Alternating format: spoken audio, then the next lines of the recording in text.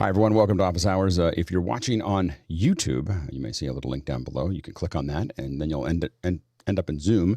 If you end up there, you can click on yet another link, and you'll end up in Mukana. And in Mukana, you become one of the producers for the show. So you actually drive the whole show with your questions and your comments. In fact, we're running a little low today, so if you're watching right now, we could use more of your questions and voting to kind of guide what we should be talking about. So hopefully you'll be able to jump in there. If you think you can go even further and become part of the panel, all you have to do is be here by 6:40 a.m. Pacific Standard Time for the mic checks, and we'll have you in. If you're not sure if your setup is ready to be part of the panel, you can get here as early as 6. And we talk about all kinds of stuff, but what we're really there for is for people to come in and check their system and make sure that it's working. So we'd love to have you there. 7 o'clock, we kick it off with Q&A, general Q&A, whatever questions you might have around media and virtual production. And then at 8 o'clock, we usually talk about things that are, we're thinking about talking, we want to concentrate on something for a little while. And today we're going to be talking about our audio setups, whether it's field recording or in the studio. What are we using here? So we'll talk a little bit about that and answer your questions related to that. We're taking a little slower this week. Tomorrow we have a guest. Chris Fenwick will be hosting. Bill graciously hosted on Monday, and we'll be hosting again on Friday. But we'll keep those as just general Q&A. And then on Thursday we have we're going to be talking about our health. Like, how do we actually keep ourselves going as we work these long hours sitting in one place and long hours. And so we'll be talking a little bit about that on Thursday in the second hour. Saturday is the long day. We're going to have we have 2 hours of education. The education conversation is getting pretty interesting because I'm in the middle of working on a proposal. And so I'm asking lots of questions. There's a lot of pretty heavy brainstorming going on about education and what would we do if we had the opportunity to restructure the way we teach. And so it's getting hectic. So I would highly recommend coming and checking that out. And then at 10 o'clock, Nick Justin is going to join us for the last time for a little while. So this is your last time to ask questions around Unreal for a little bit. We've decided that Nick's work in he's a fellow right now with Epic, and so he's working on something, and trying to have him do both of those things has become challenging. So he's going to take a little bit of a break, and then he's going to come back after the fellowship, which will be late June, and we'll jump back into Unreal. But he's going to be here for one more week. So if you've got questions, one more week right now, if you've got questions, come at 10 o'clock in the morning on Saturday, and he'll discuss those with you. Then in the afternoon, we'll have Mad in the Kitchen. We open the doors at about 3 o'clock. And you can just listen to us get set up. I believe Nate is cutting the show again this week. So it's really an educational process to see that kind of come together. We actually had Nate cutting the show from Salt Lake City with the host in Seattle and guests all over the place. It's becoming truly a global production. So it's definitely worth checking out. That starts at 3. The show actually occurs at 5, and then we have a post-show discussion between 6 and 6:30. So it's pretty nifty.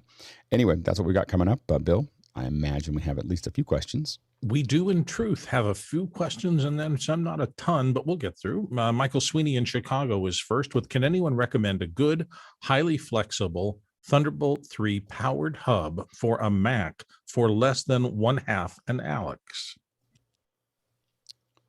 Go ahead, Ken. Yes, there's a... Mickey got straight to Jason. Jason, go ahead and say the words. Say the words. I was just like, no, okay, yeah. OWC Thunderbolt 3. There it is. Okay. Anyway, go ahead, Ken. That's it. That's what I was going to say. Ditto. Sorry, Ken. We just Mickey cut straight to Jason, threw the ball before we even looked down the road. So anyway, yeah, OWC makes the best hub right now, and so Ken, you have that hub. Yeah, I have the Thunderbolt 3 hub. I've got the Thunderbolt 4 hub, and the Thunderbolt 3 hub is the one, because that has the older one, because that has the 5 USB 3.1s or 3.2s, and that's what you're holding there, Charles. Is that the 4 or the 5? 4. That's the 4. Yeah, go ahead, Chris. The smaller one. Do you have that one, Ken? The one I have the smaller 4, the larger 3, and the mobile one. I was hoping to use the smaller Thunderbolt 4 one to peel a couple monitors off my iMac, and it wouldn't pass the second monitor. I don't know why. One issue that I have had with these, I have a couple of these, and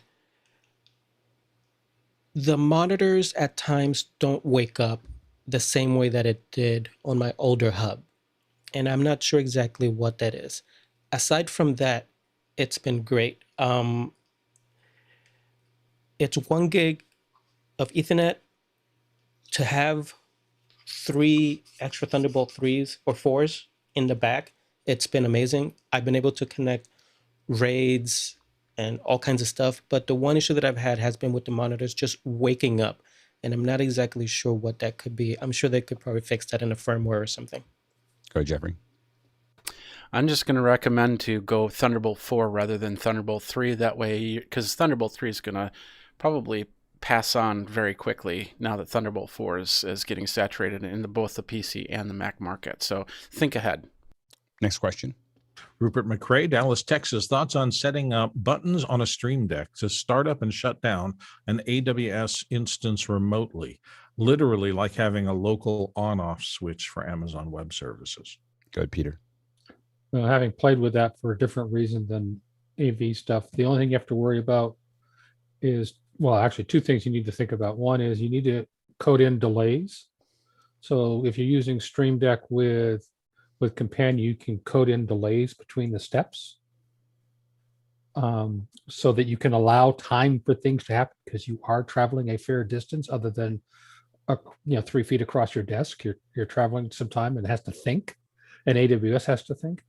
And if you need a response back, have fun, because the programming is interesting. I really want something that has as I said earlier, last week we were doing a test and I accidentally left my AWS my Media Live running and burned up $9. So it was not a big deal, but it did have me think about the fact that if I had been running something else, it could get expensive. I really want something that pulls AWS and has a light in my office that just turns red to tell me that, hey, something's running, or even have some display that just tells me what's running, that isn't like a computer or whatever. It's just kind of a low level light that just tells me I have things going, so that it keeps it conscious. I will say that for the stuff we do for work, we have an AWS instance monitoring the rest of the instances, but we're using data center management software to do that. So yeah, absolutely. Jim, did you have your hand up? Yeah, I was just going to add the scripting that you can use can rely on Amazon's command line interface, Amazon CLI. So I'll paste a link there. But to the point of wanting to parse the response, you have to look at that. It comes back with a response, and you're going to have to decide whether it worked or not, and what do you need to do next. So, next question.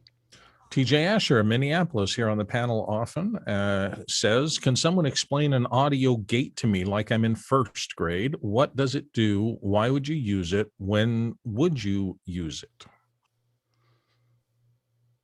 Go ahead, Carl.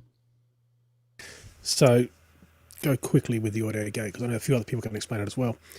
Essentially what it is if it hears no sound below a threshold, it will essentially, the gate will actually just switch off. So it will mute. It's like an auto mute.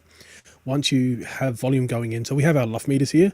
So let's say we have the LUF meter, let's say it's -40. So once it hears anything above -40, it'll unmute. Once the LUF meter on our WLM meters goes below, let's say -40, it has an auto mute. So that's kind of a simple way of explaining what a gate is. Go ahead, Brian. So in keeping with the explain it to me like I'm 5. So picture you've got a chain link fence with a gate, and the gate is sitting on it and has a spring. And the spring only opens up for big dogs. So when a big dog comes to hit the gate, it opens up and the dog can leave. But if you have a little dog that's really small, then the dog can't leave. It hits the spring and it stops. So that the strength of that spring is the threshold. How big a dog will we let out of the gate? And that's how a noise gate works. Big dogs only. Best So glad you're back, Brian. It's good to have you, Brian. That was the best description of a gate ever. All right, next question. Harry Miller of Chapel Hill says, what impact will Apple's music move to spatial audio have on music listening? And also, will spatial audio affect non-video shows built around conversation, such as office hours? Go, Alex.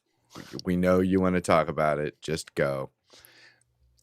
Within 5 years, no one's going to make it. It will be like within 5 years, no one's going to make music without spatial audio. Now, that wasn't a guarantee before. And when you listen to it, I mean, when you listen to it in your little AirPods, it's cool. You know, spatial audio is cool. When you listen to it in dedicated speakers, it's, I mean, the most amazing audio you've ever heard, you know, and especially when it's designed for it. So, you know, they've gone back and taken some old stuff that sounds really good and they've put the stems back into surround, and that's great. You know, I mean, it's definitely a huge bump up, but when you design for it, that it gets to be something that's really compelling. And so, so that's like the next generation. The hard part has been market penetration. There's just not enough people that actually have it. And now when you're talking about sound bars, being able to really have them, the problem was that the only thing that was available that did it was Tidal, and they were charging like $30 a month, and it doesn't work on your Apple TV very well, and it barely works on your phone. I mean, you know, and that's been the real challenge with the market. Amazon has it, but it's been kind of, again, weird subscriptions, you know, has been a real problem for the market. And now that it'll be on everything, you know, Apple will just have it on, you know, it'll be, everyone's going to have access to it. It creates just a massive demand for spatial audio. So we've been talking about the need for us talking about it. We've been slowly talking about spatial audio here. It will get more intense over the summer. So we're going to try to bring some folks in to talk about it so that people here who are interested can really get their head around the idea of spatial audio, because it is, the big thing is that, you know, when you put headphones on, the voices are in your head. You know, like the voices, when I mean voices are sometimes in my head, sometimes outside of my head, but the music is bouncing around. You hear someone's voice in your head. When you have it spatial, it's outside. So music is either in your head between your ears, and that's how stereo sounds. Mono just is mono, but stereo makes it feel like it's bouncing around in your head. When you get spatial audio, it feels like it's outside of you and it's all around you, you know, and when you, and that is the difference, is inside or outside. And it's just amazing, you know, when you hear it in speakers. And so I'm excited about it. It doesn't sound like we'll see it as a general release until 14.6 comes out in September. So we've got a little time to talk about it amongst ourselves, but highly recommend. It's a new, I prefer not to go after things that everybody's doing. I prefer to go after things that have probably some trajectory that not a lot of people are doing. So this is if you're into audio, this is an opportunity to get into something that there aren't that many people who understand it. And not everyone's going to get how big of a deal it is right now, but they will in the next year and a half. It's going to be a big, big deal. And, you know, and again, within 5 years, it'll be everybody everywhere is doing it all the time. You know, they're gonna, you know, you're not gonna be able to make an album that isn't in spatial audio, because there's so much demand. Because now you're gonna have hundreds of millions of people that are looking to take advantage of it with their headphones and with their stereo systems and, you know, everything else. Go ahead, Ken. Yeah, can we do a not a second hour or a Saturday where we discuss on how you can start producing spatial audio? Yep. Yeah. What I want to do is we'll probably do another spatial audio second hour soon. And then I want to get make sure everyone here has their head around it. And then I'm going to try to bring some content experts head around it. Yeah, see what I did there? Anyway, but I want to make sure that you guys are on the playing field. Then I want to bring in an expert, and then I want to bring in a friend of mine who's probably one of the top surround mixers in the world. And have him. He's already said he's willing to do it. I just want to make sure we make a good use of the hour.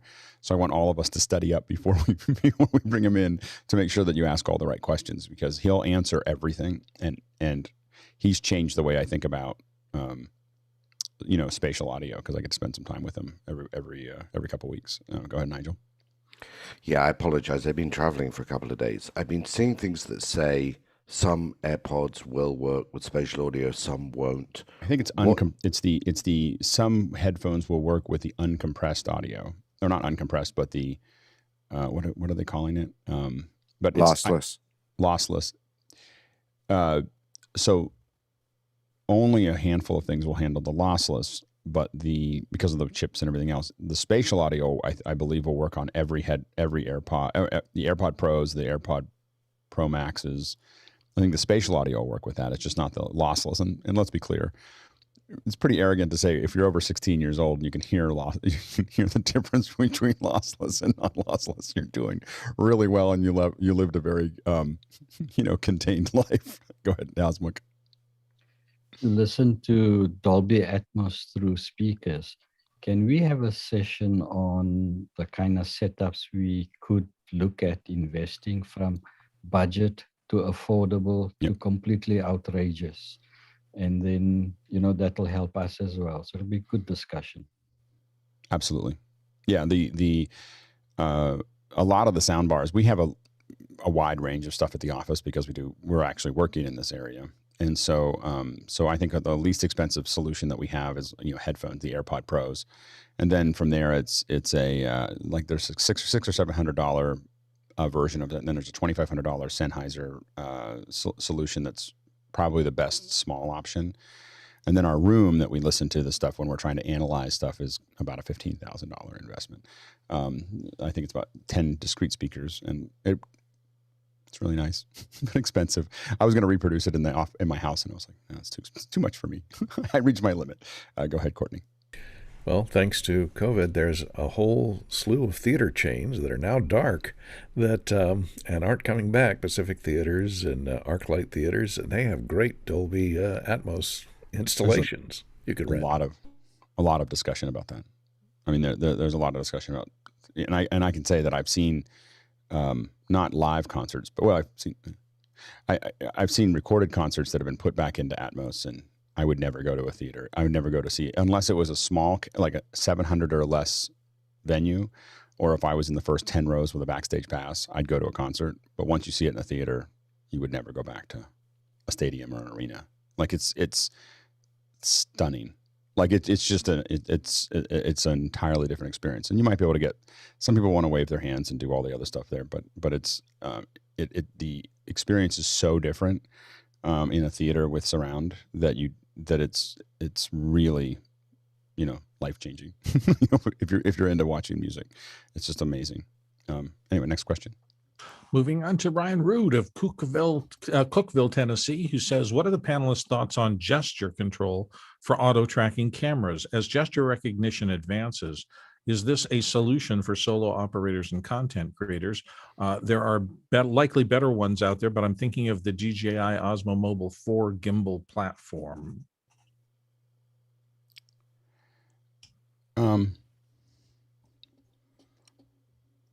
Basic tracking, face tracking, all of those other things are, I think, useful. I still want to, every time this conversation comes up, I just want to say that content is easy to make or easy to watch, and rarely both. And a lot of the stuff that people want to do automatically, they would do well to make friends.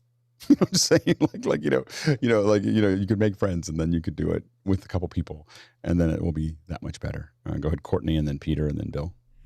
Well, I don't like gesture control, and there's several new low cost, under $300 PTZ cameras that have come out that you do this if you want to zoom in, and you do, or this is zoom in, and this is track me.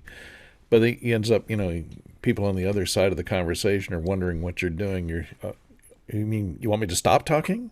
No, I'm trying to tell my camera to track me.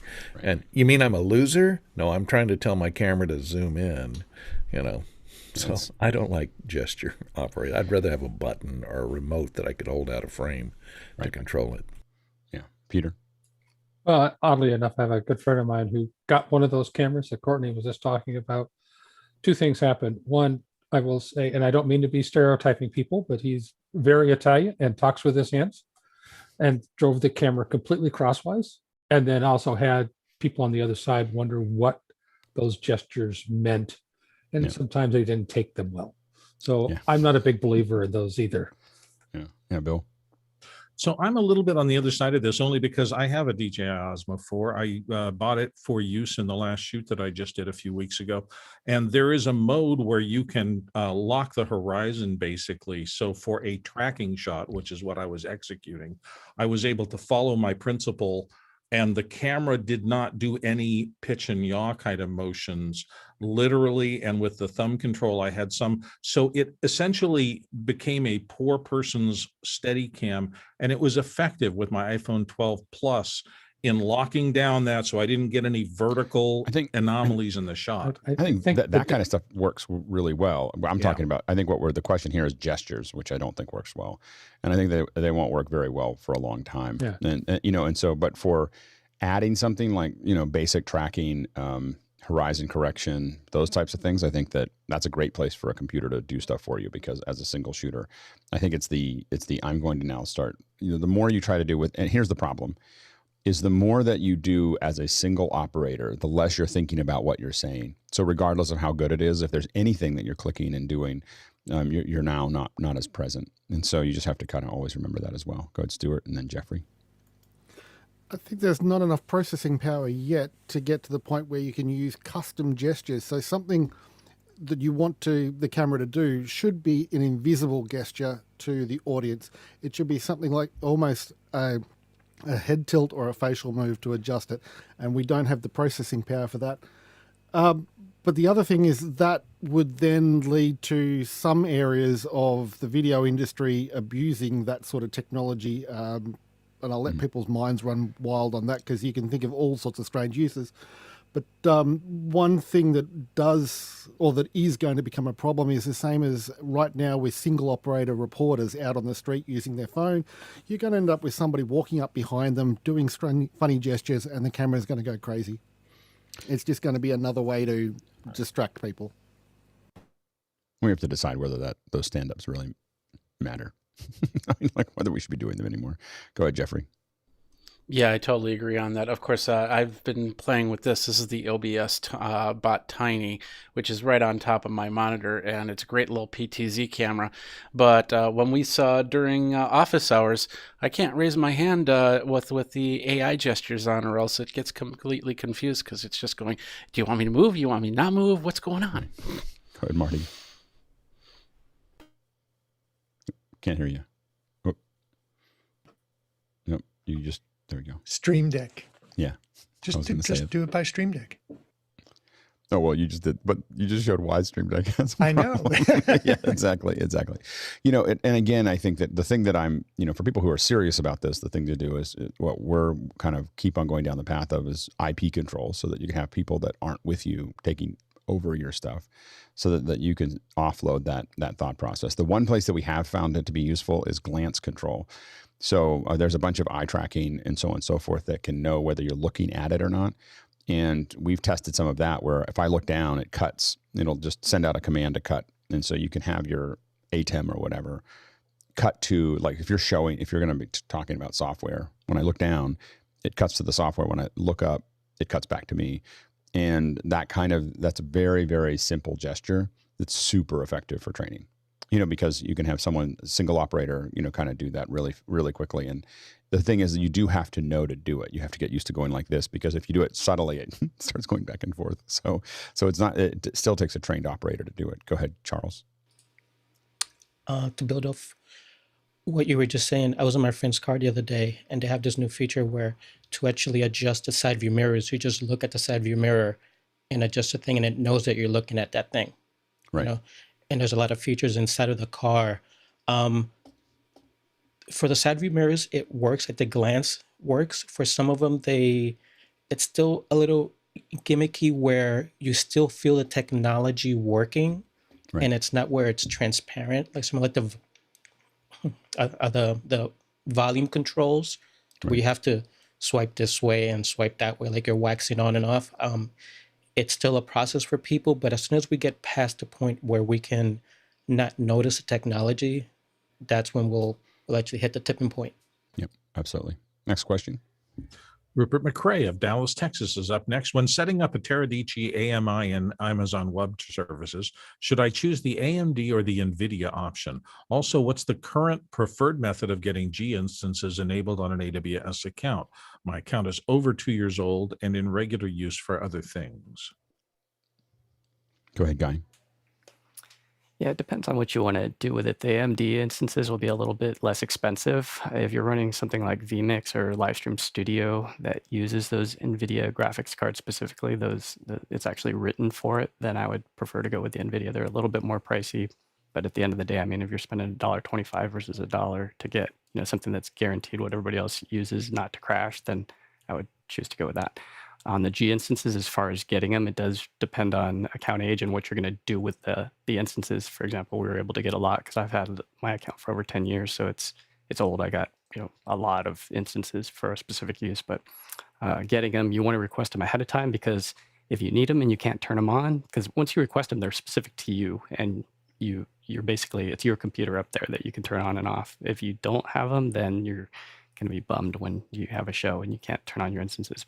And they are region specific, so you're asking for a computer in a certain data center. So be sure to ask for the one that you need in the place that you need it. So east and west or wherever's closest to you. Go ahead, Courtney. For those of us that aren't AWS literate, can you describe what G instance means? A G instance is a graphical, has a graphics card in it. So some of the instances do not require, like some of those B-Links that you recommend, they don't have a real graphics card in them. They just have a inline Intel GPU, or what do they call it when they inherit it from on-chip graphics embedded. Yeah. So the G4DNs, it's a physical NVIDIA Titan card that's sliced up virtually. So it's one card that they slide into a server, but it can go, let's say, to 16 different people using it at the same time. It just carves off a piece of it. So it's different than a graphics card that you would put inside of your computer. It's a server graphics card that's virtualized. Next question. Jens in Sandpoint, Idaho is in next. I'm installing a pan-tilt zoom camera for a local church to stream to Facebook. I'm currently looking at the PTZ Optics 30X NDI into an A10 Mini Pro using Bird Dog Mini. The setup needs to be easy for non-technical church members to use. Will NDI be reliable enough, or should I run an optical HDMI? Any thoughts or suggestions? Yeah, go ahead, Peter. Well, if I was going to use, I mean, if you're using a Bird Dog, they have NDI. I mean, not only do they can do NDI, but they can do SDI.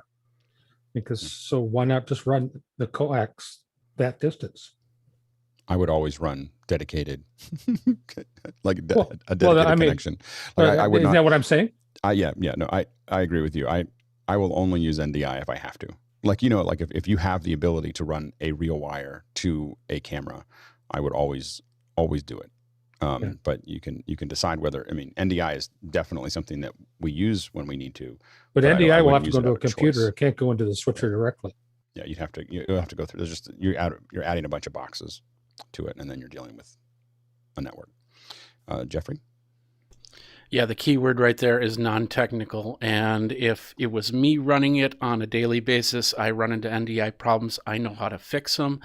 But if these people are non-technical, they don't know how to fix it, it'd be better to run an optical HDMI. Go ahead, Guy. Yeah, I'd be curious as to how he wants that end user to control it, because like you were saying, Alex, a dedicated cable is always nice, the RS-232 or whatever Visca cable that's not going to fail if it's dedicated and ran, but depends on how far away that camera is. I mean, we're talking, some of these are in weird places. Like I'm looking at one right now in our church and I'm like, how are we going to get up there? It's like way far. So same type of issue, but it's how we're going to control it. So NDI would be nice if you can carve off VLAN and have it segmented from the other traffic, which I don't know if our church would go through all that hassle. So it really depends on how you're going to control it, because over NDI, you have the ability to control that camera. So it sounds like he wants to go and use the Bird Dog Mini to convert it back to HDMI. That's really the question. It's Ethernet versus HDMI, but I'd run both. If it were me, I would run both and then still have the physical cable for control. That makes it super simple. And while you're up there, especially if you had to get a lift and everything and ladders, and why not just run two Ethernet Run cables everything. anyway, because that's always a good idea. I mean, So- yeah, the labor and setting it up is going to be the thing that saves you. So building it to be the most reliable, especially when you're dealing with less technical operators, what you want is it to be as simple as possible. And you want to have it, I would run all the options that the camera provides, because I'd go through the expense and the trouble once, so that so that there's lots of different ways to fix it later, because what you don't want to do is have to run that again. So I would cable up that camera with everything that it's capable of, and then push it out. It'll be higher expense and more work at the beginning, but it gives you lots of options. Go ahead, Marty. Yeah, I'd agree. So they mentioned that they're looking at a PTZ optics camera rather than a bird dog camera. And I would think about, what's going to happen a few years down the road if you want to replace that camera or upgrade that camera. There are 3 different, potential connections to a camera. There's the video signal, there's control of the motors, and there's power. And then there's, between different cameras, there's NDI, HDMI, SDI, et cetera. And as you were just saying, Alex, I would run a couple of category cables, a coax cable, up to that camera. And so that, once you have that effort done to run those cables, you'll be good. You'll be set for life. And then anytime you can run a dedicated wire for a function and not have to convert it between signal formats, you're going to be better off, because there'll be fewer items to fail. Next question. Comes from Hazmat Gijar, our friend in Cape Town, South Africa, and I think he's on the panel today. And he asked, being a Final Cut Pro shop and now with Blackmagic 6K cameras, should we shoot in Blackmagic Raw or ProRes? And do we now invest in learning Resolve? Go ahead, Stuart. So a religious question. It's almost a religious question, but the question really should be, where are you sending it to? If it's just going to the web and you don't need RAW for all your special effects, don't waste the hard drive space or the expense of doing it.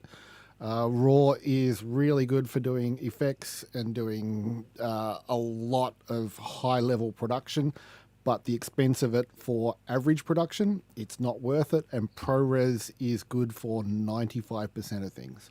Go ahead, Charles. And I say that as somebody who shoots RAW. You're Charles. Right. Me personally, I like the option that RAW gives me further down the line.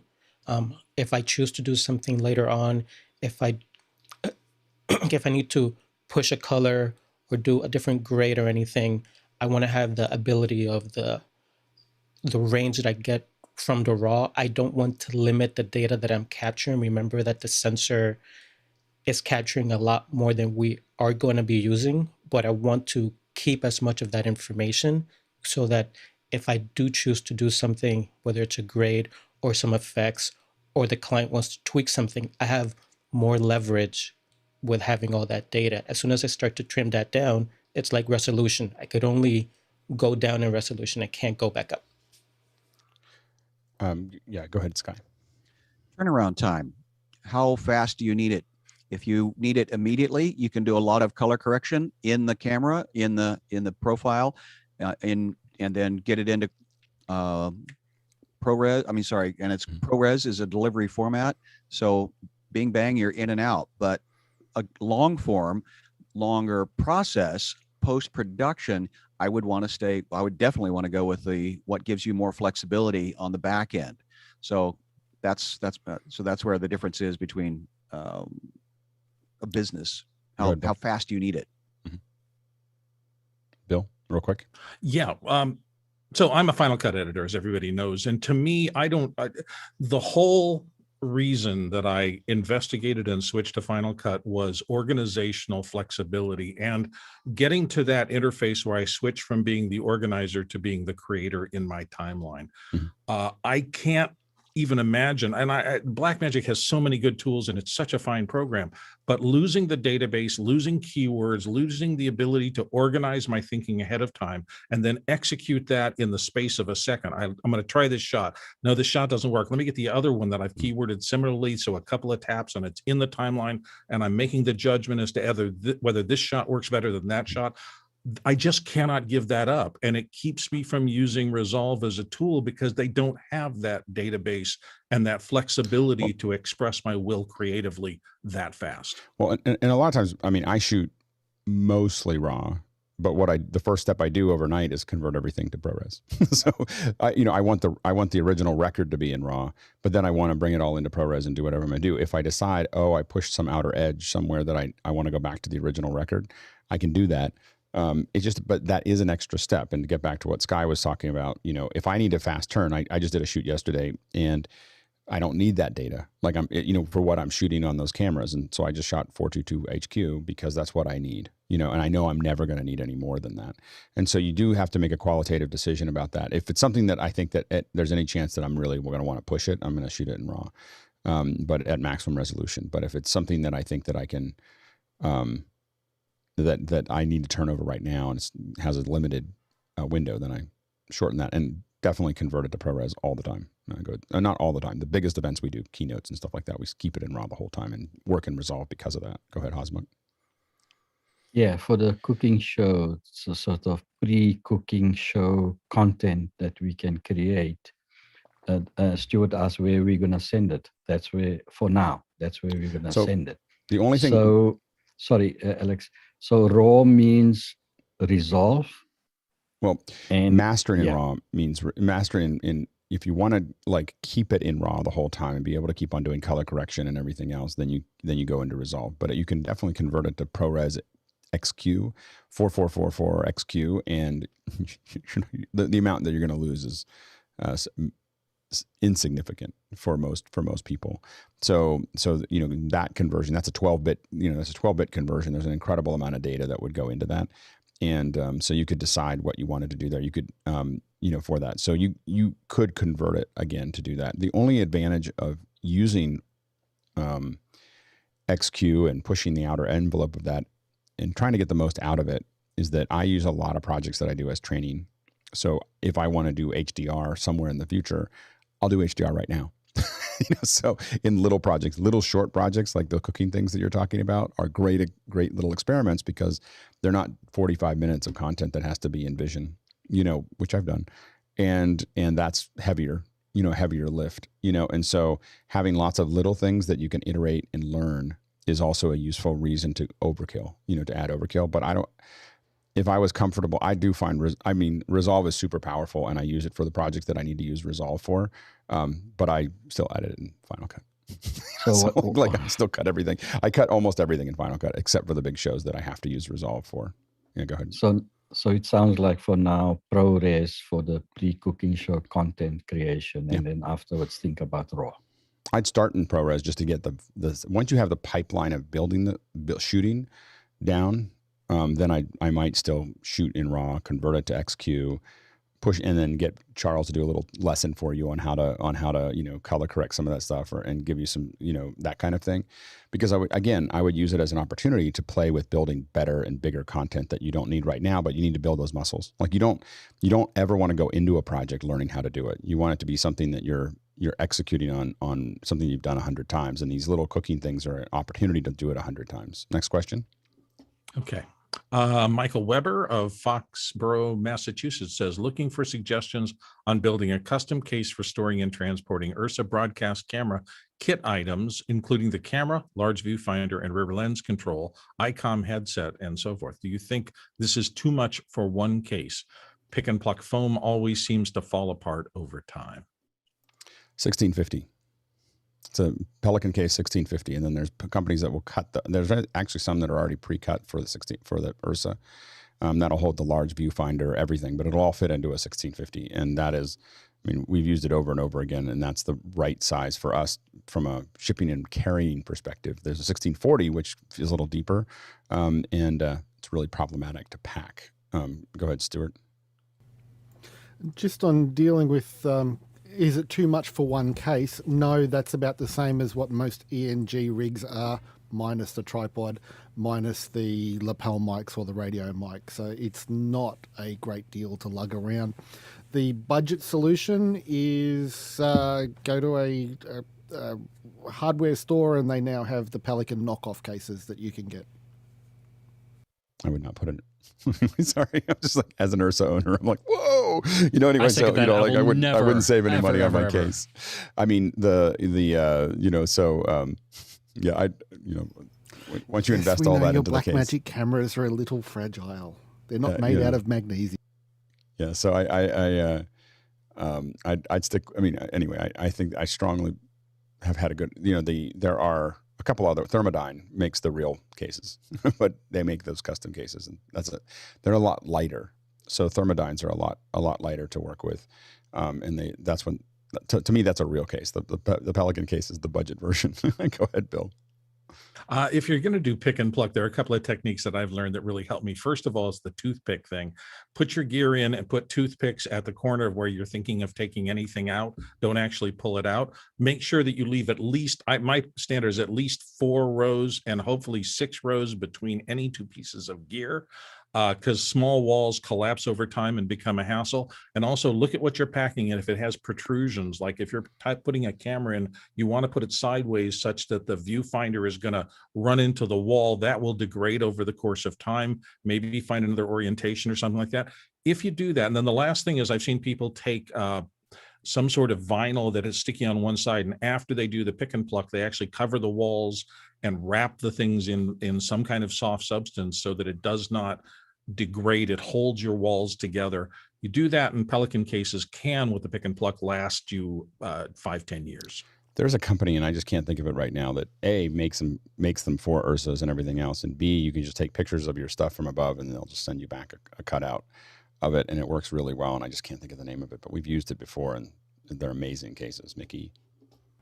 Yeah, check out My Case Builder. They have a lot of templates for popular equipment, and they'll cut out a custom laser cut foam insert for you for different size Pelicans. They also make little foam cutouts for 19-inch rack drawers as well, which work really well for like storing microphones and stuff. And also take a look at the Jason cases. There's like My Case Builder, but a more known branded, more expensive thing, but they're exactly the same thing as My Case Builder. I think it's Jason cases that we've used now. That when you pop it up, I think that's what we've used in the past. Next question. Tommy Schatz of St. Paul, Minnesota is up next with, why do folks get such high resolution cameras for web production when 1080 is the norm for apps? Bill? In my case, it's because I want to use it for more than just the web camera. Yes, I have a Blackmagic 6K that's sitting behind me shooting me now, but that is going to be out in the field with me in a couple of weeks shooting content to make money with. And the fact that that camera produces such stunning pictures for an investment of a couple of $1,000s for the camera and $1,000 for the lens, and outperforms most of the $17,000 to $25,000 beta cams that I shot with for most of my early career, just floors me. It's an amazingly efficient investment. And if you know what you're doing, you get great results, even shooting in ProRes. Ken? Yeah, for me, it's this is an investment for work. This thing's, I need it to be work all the time and be, on all the time. So if I'm investing for something that's going to earn me money, that's why I would go from a consumer to a professional piece of equipment. Go ahead, Jeffrey. Yeah, I totally agree with them. I record in 4K. I stream in 1080p unless some of the other stuff, like my 24 channel is 720. But we're more on the cusp of actually doing the switch now that you can get your Disney Plus, you can get your HBO Max and HDR10. People are going to want to get to the 4K level, and there's already YouTubers out there that are streaming in 4K, and they won't look back. So we're in the next couple of years, that switchover is going to happen. Those cameras are going to be very useful. Go ahead, Stuart. Let's be brutally honest. Most people around the world, when they log on to somewhere like YouTube, they're lucky if they see 720p. But the thing is, if you've recorded and mastered and uploaded in 4K, the 720p they get is better than if you had uploaded 1080 from a 1080 camera. Yeah. I mean, oversampling. That's the thing. When you resize down, you get a better quality image. And when we render in 3D, we call it oversampling, which means you have more pixels for the more rendered pixels for the delivery output. And what it does is it tends to get you something that looks a lot sharper when you're going from 4K down to 2K, because what it does is that oversampling gets rid of things that are errata, like grain, some edge issues, so on and so forth. All of those get blended back in, into the thing, and it gets to a more natural image. So, the oversampling is super powerful. Also, future proofing. There's a lot of people in the 80s who shot, in the 70s who shot their TV shows and mastered them in standard definition video, and that cost them millions and millions and millions of dollars. Whatever they saved to do it was a really expensive thing, because now all that content is available. And it's amazing to watch some of the stuff from the old days that people who shot in film and kept it in film and mastered it in film and then just went down to SD. They're all reselling their content to Netflix and Apple and HBO is using some of that stuff. And you go back and look at the old stuff, and it's amazing looking because it was originally done in film. I was watching Looney Tunes with my kids. I was showing them some Looney Tunes. This is what I grew up on. I was like, couldn't believe how sharp it was. Like it was a lot of that stuff was all mastered in film. Go ahead, Carl, and then Peter.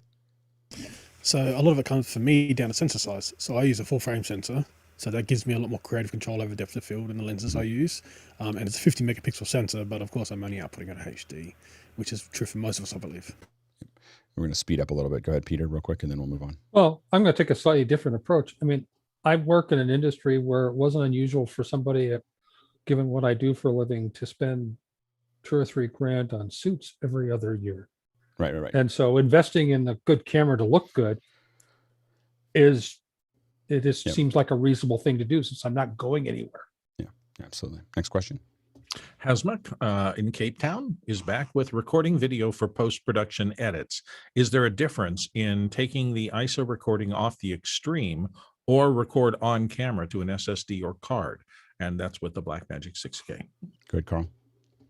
So with the Extreme, of course, you get that sidecar file that allows you to actually drop in the camera files later on after you've got your ISO. So your ISOs will create an edit decision list, I believe, in Resolve, and then you can hit a button that will replace it with RAW, or if you did ProRes, of course. Yeah. Go ahead, Mickey.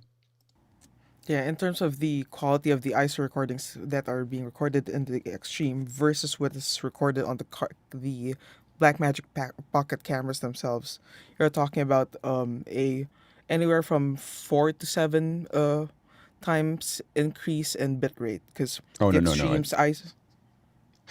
It's 100 times. at least because each stream on the Extreme is only 70 megabits per second. If you're just recording regular ProRes, you're talking somewhere in the range of 200 to 300 megabits. If you're ProRes, of course, right. if you go raw, then that's a different story. Yeah. But even at the lowest ProRes, you can notice a difference. Is it really doing 70 megabits per second to the drive for each one? For each stream, so that's 9 streams of 70 megabits. Interesting. I didn't even know it was that high. I thought it was much lower. Go ahead, Hasmuk.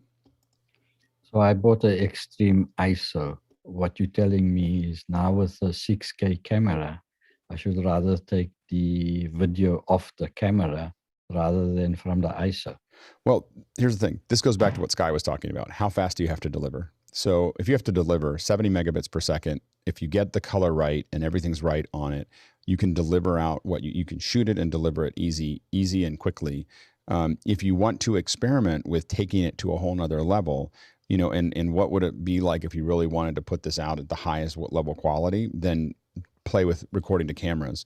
You probably want to run both of those. And you could also say, well, we have more time, or our guys, what I would think about doing is also recording all the camera ISOs, do the ISO and deliver it, but keep those all on a drive in a folder together. So you have the ISOs that you recorded on the camera, the project that you did with the ISO switcher. When your guys have time, to play with it, go take one of those and try to build that muscle. Again, you want to keep on building that muscle for higher quality, but I wouldn't do it in a production environment that you have to turn around in a constrained time frame. Next question. Yeah. Jim Wilkins of Marblehead, Massachusetts. What are the best ways to enable IFB style ducking for feeds to remote presenters and producers without a BSS 608? It gets complicated doing it with the console. Go ahead, Brian. Oh, sorry, I just threw the ball. I just threw a ball that out. Go ahead, Mickey. Oh, sorry. No, Brian should answer this. Brian. I don't think I will have a necessarily an answer any better than anyone else. I mean, you need a device that ducks. So someone else can answer it. But as far as I'm concerned, the 806 is like one of the simplest ways to do it, or because it's much more flexible and you can continue to expand more and more and more. But on any mixer, you can attenuate the volume of one channel based on the volume of another. I mean, that's really all you're doing, right? That's what ducking is. Well, kinda. So one of the wrinkles that happens when you're talking about returns back to a presenter is a lot of mixers can't duck outputs relative to another output. They can only duck inputs relative to another input. And that's where it gets a little bit tricky. If I'm mixing different sources that are submixed from some other thing, I don't want to get too much into the weeds. It can get tricky. And so I don't have a super simple solution other than using some sort of mixing thing, but I'm sure Mickey does. All right, go ahead, Carl. Yeah. Oh, good, Mickey. I didn't see you raise your hand. Sorry. I was like, I got off the reservation, and then I'm just wandering around here. Go ahead, Mickey, and then Carl. Yeah, it definitely gets with a traditional audio mixer console. Like it gets complicated. Like, say once you go over 8 IFB feeds, 8 interrupts, you can use a sidechain compressor on the foldback channel that is fed by the interrupt channel. But yeah, it gets messy as you increase the channel count. Go ahead, Carl. So yeah, the Behringer X32, you can actually do ducking on buses. So a bus can duck another bus. So you can actually put that pipeline in if you want. Next question. Chris Widener, Lafayette, Indiana, is up next with what are everyone's case picks for the 11-inch iPad Pros coming out? I think a lot. This is a 12.9 crowd. I don't know. Is anyone getting the 11? Okay, go ahead, Jeffrey. Yeah, I'm getting the 11. I haven't even started to look at cases yet. I wanted to see how durable it is without a case. First of all, I'm not going to get a keyboard case because I use my tablet like a tablet. I'll use a laptop if I need a keyboard. But yeah, and most likely I'll get something with something like an OtterBox or something like that if I need a good case. Go ahead, John, and then Nigel, real quick. So the embargo ended today for the iMac. You're going to see everybody's reviews, and tomorrow it's for the iPad. So all those questions will be answered tomorrow, probably. Go ahead, Nigel. Yeah, I got the Magic Keyboard, which they delivered already, which works on my old 12.9.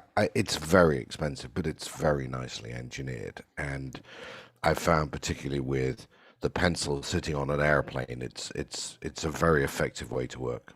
Yeah. Go ahead, Chris. Yeah, I'm a fan of the UAG case. This is an old iPad, but it's got a removable lid, and I wouldn't say it's bomb-proof, but it's kind of OtterBox-ish.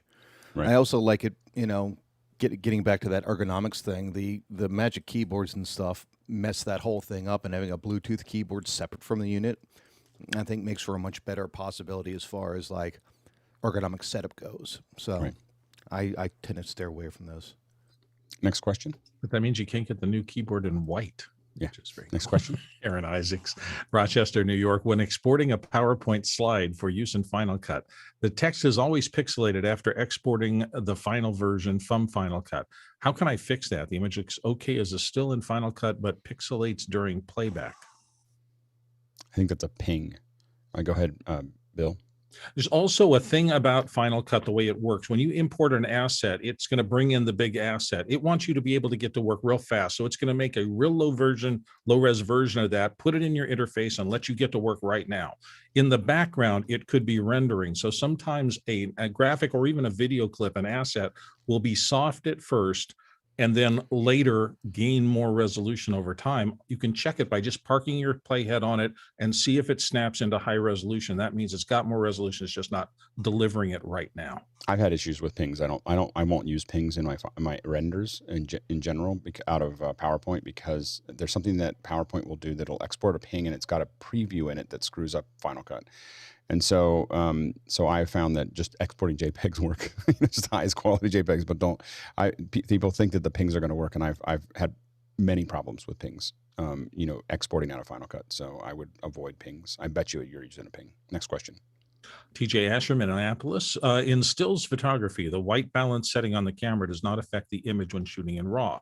Does the camera white balance affect the image when recording motion images in RAW or in another format like ProRes? Go ahead, Carl. So if you're shooting in RAW photography or in, let's say, Blackmagic Raw, then no, in essence, you can change your white balance after the fact, and it won't degrade any images or either color channels. ProRes, it will, but the higher quality you record in ProRes, the better color you'll get back. So if you're recording in ProRes proxy, not better, but more color, more bits, more color to work with it. Yeah, go ahead. There is something else to say as well, that nearly all color sensors, the RGB filters on front of the CMOS sensors are actually tuned to about 52 to 5600. So they natively are daylight for the sun. So if you're doing tungsten, you are pushing against a little bit what the RGB filters on the actual sensor are tuned for. Stuart, real quick, and then Charles. Yeah, everything that Carl said, plus what we're talking about isn't just white balance, it's color science. And you have to be aware that some camera manufacturers do apply color science to the raw images. Not all, but some, and some of them do allow you to turn off the white balance and color science and have linear out. If you've got log out in your raw, you've got color science applied, and it will affect your workflow. Go ahead, Charles. Yeah, it's not going to affect the raw, but it is going to be in the metadata. So if you're working in a large production and you're going to be using the metadata that's coming from the camera, just keep that in mind. And also try and get everything as right as possible on set. Balance everything out, get that right, so that when you get to the post-production, you can focus more on the creativity and you're not trying to reconform and trying to balance everything out just to get to a baseline. Go ahead, Mickey.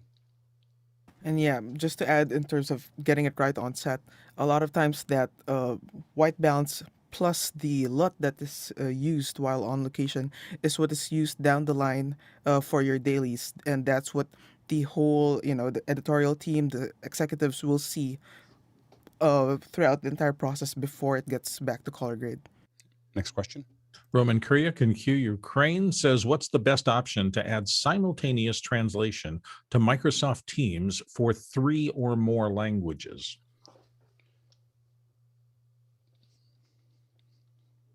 We're not a heavy Teams group here. We have some people that use it, but I don't know if we're doing deep production in it. You might have stumped us on that one. I apologize. Next question. Michael J. in New York City. Hello, for the Mac, your recommended software for making an exact copy of an internal or external bootable drive. Go ahead, Bill, real quick. I've always relied on Carbon Copy Cloner. I've been using it for decades, and it seems to be simple. It always works. I've never had it fail. So that's my choice. Jason? Yes, it works well. Super Duper is my favorite from Shirt Pocket. I don't know. Next question. Liberty White in Atlanta. Hi, Liberty. What should we be thinking through, if anything, with the potential Warner-Disney merger? Or is it simply a new streaming player and more so news that impacts business to... And was it a Warner-Disney merger or was it a Warner-Discovery merger? I think it's Warner-Discovery, I believe. I don't think that Warner is... I don't think that... Warner. I think that Warner Discovery is compelling, because Discovery has a lot of evergreen content, non-entertainment, entertainment, but factual information. So that's something that Disney has with Nat Geo, and so I think that it's but I think it's kind of Disney taking that off of AT&T's hands in some respects.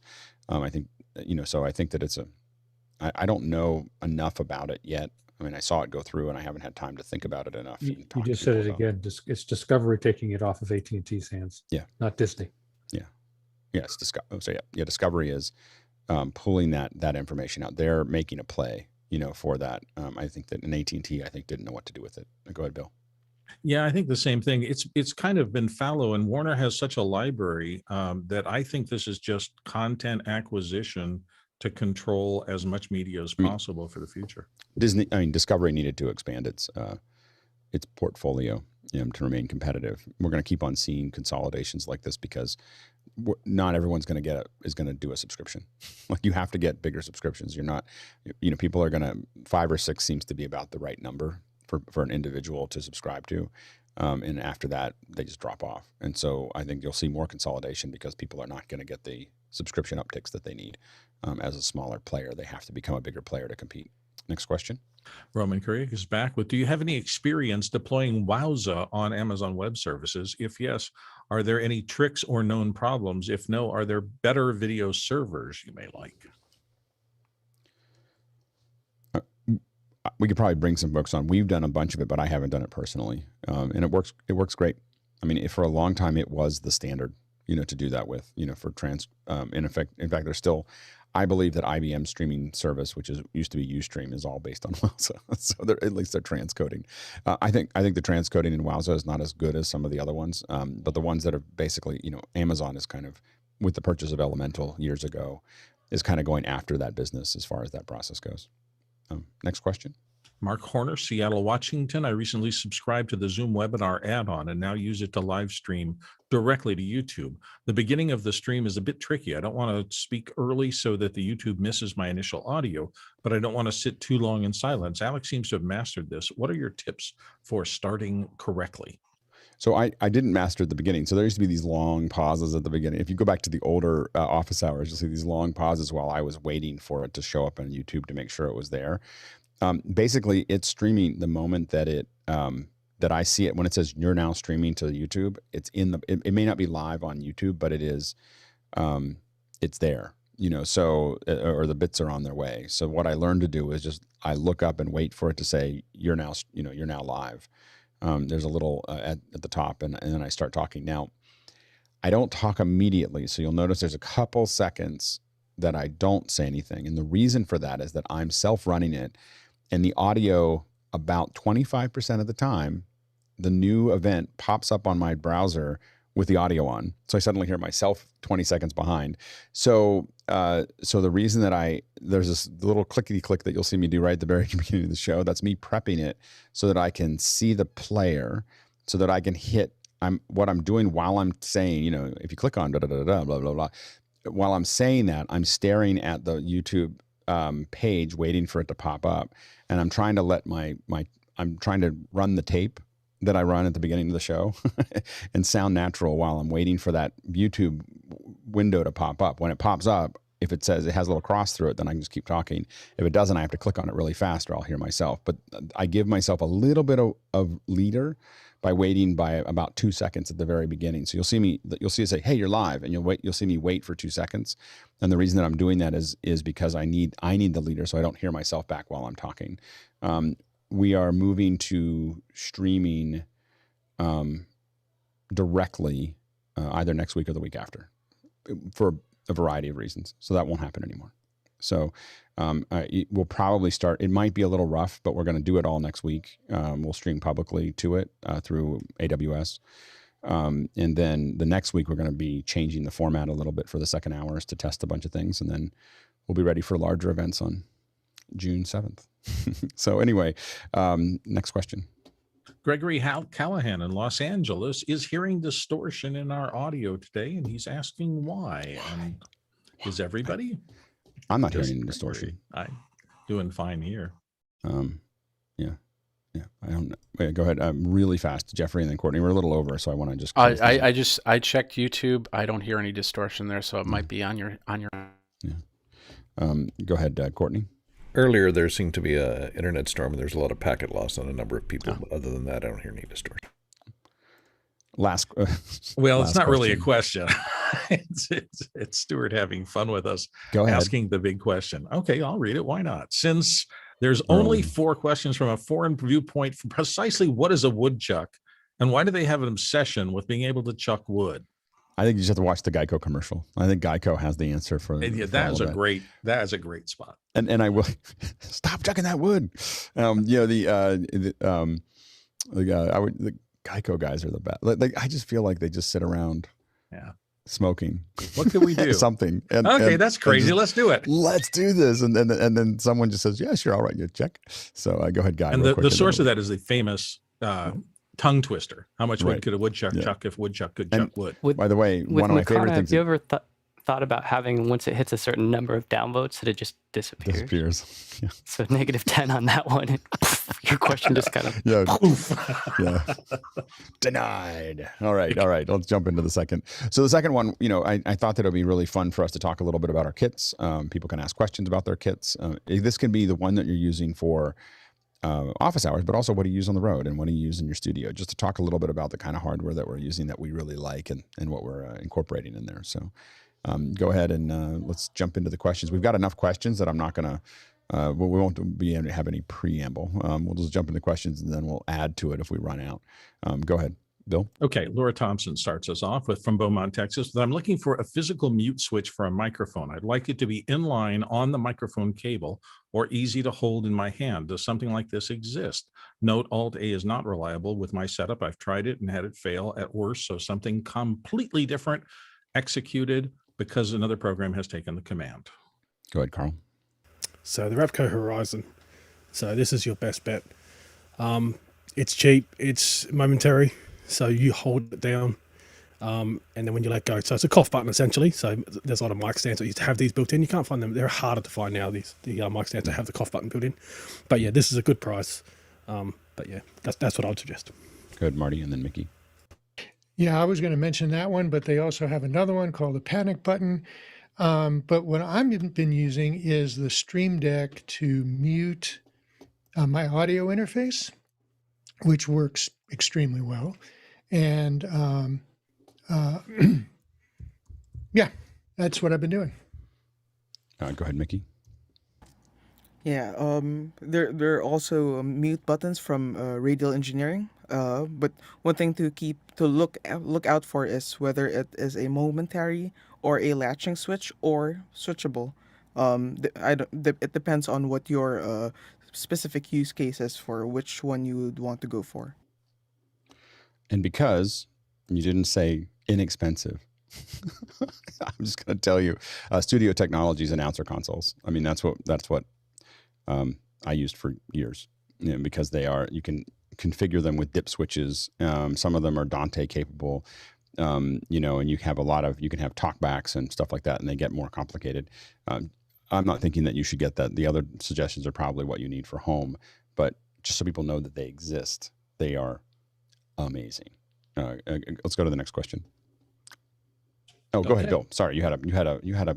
Yeah, this is the one I use every day on office hours. I probably punch this 100 times a day, and it's from Rolls, which is a nice American company made in the USA up in, I think, Oregon, and it's solid. Works. About $50, $60. Leland was there just a second ago, but he's gone. All right, I was going to go to Leland. Anyway, go ahead, Courtney. I was just going to say, it depends on what type of mic you have, because it can be simple or it can be tricky if you're going with an inline switch that's in the mic cable itself, and it has to deal with 48 volts of power without making a pop. It can't just be a simple switch, so there has to be some engineering and amplification, and it has to maintain the voltage without switching it on and off, otherwise you get a big pop. So the more expensive switches will be a solution, like the ones that Bill mentioned. Go ahead, Sky. Well, this is the one that you recommended, the Audio Technica, and yes, you can get it from B&H, but not. Does it from have Amazon. a mute switch on it? It does, right there, little there you go. clicker, and it also has a little light that says it's on or it's not. So I just never looked at that deeply. There you go. And the volume, on the side. Work. Right. Interesting. Next question. Hasmuk, Cape Town. Okay, so I have my Blackmagic 6K Pro. It's known to have a MixPre 6 II Sidekick IEM 416 shotgun That's his audio chain. When attaching the 6K to the ATEM Extreme, what should the audio chain be? Mix pre into the MacBook Pro and deal with the sync, or do I send the audio through the 6K ATEM? Yeah, go ahead, Mickey. Yeah, if it's for something like this, like office hours or just regular meetings, hook up the MixPre directly to your computer. That way, you're lessening the number of chains, steps in the chain, and thus you're lessening the points of failures, possible points of failures, and you're getting a cleaner signal since it's not having to go through multiple audio circuits on products that don't necessarily have good audio circuits. Charles. In the beginning, when I first started, I didn't know much about the audio side of things, and the group suggested I have my mic connected to the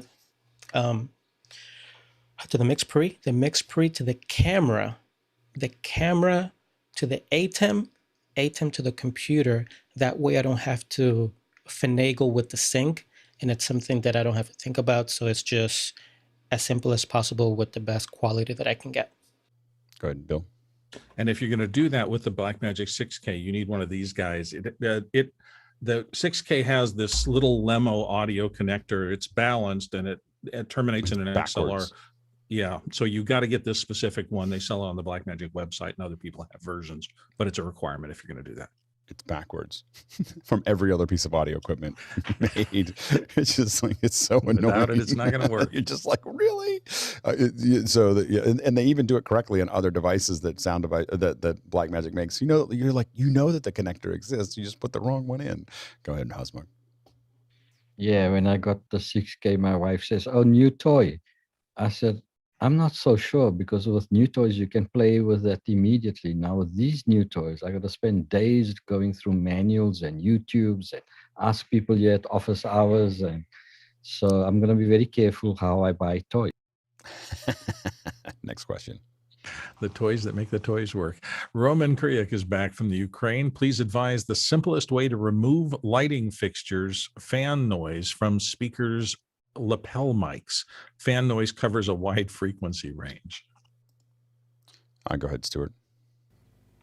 I'll let others deal with the audio side of it, but just to get rid of the fan noise as much as possible, a baffle or even a flag between the light and the microphone, just duct the noise away from it, or have something to bounce it or absorb it.